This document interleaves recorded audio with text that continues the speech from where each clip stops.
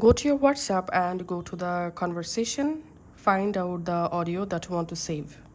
Long press the audio, then tap this three dot, tap on share. In here, we have to select Google Drive. In Drive, you can rename the audio file from here. You can also choose a Google Drive account. Then tap on upload. Now, on your smartphone, open the Google Drive app and make sure to sign in to the exact account in which account you just uploaded your audio from WhatsApp. And here we can see the WhatsApp audio that I just uploaded.